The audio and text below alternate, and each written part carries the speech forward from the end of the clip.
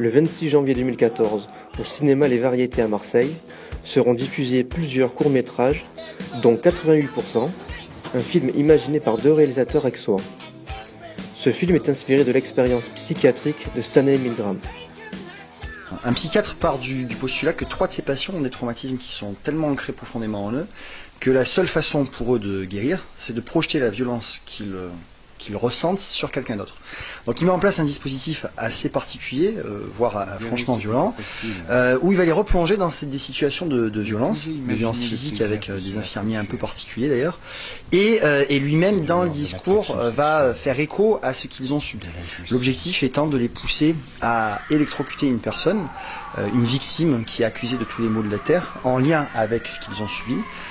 Et pour lui, refuser d'appuyer sur le bouton revient simplement à refuser de guérir. Donc ce personnage de docteur est vraiment central parce qu'il cristallise toutes les problématiques du film, et l'idée c'était quand même d'avoir quelque chose qui soit complexe, pas manichéen, et il fallait pouvoir rendre toute cette subtilité. C'est-à-dire que ce que je souhaitais, c'est que le docteur, qui est véritablement un tortionnaire, ne paraisse pas être juste un gros salaud, mais réellement un médecin qui s'égare et qui à un moment se retrouve confronté à une situation qui pousse à envisager une expérience borderline.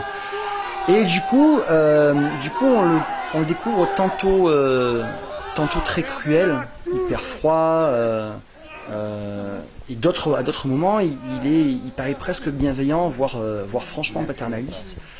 C'est une figure d'autorité. Le second point qui permet d'avoir une nuance dans la violence, c'est les 3 protagonistes. C'est-à-dire qu'on va avoir un premier personnage qui a souffert d'une violence qui est due à l'univers extérieur. Une violence inconnue, qu'il ne peut pas nommer, et c'est un premier type de traumatisme. Le deuxième type de traumatisme, ça va être quelque chose qui est lié à un univers proche, celui du couple.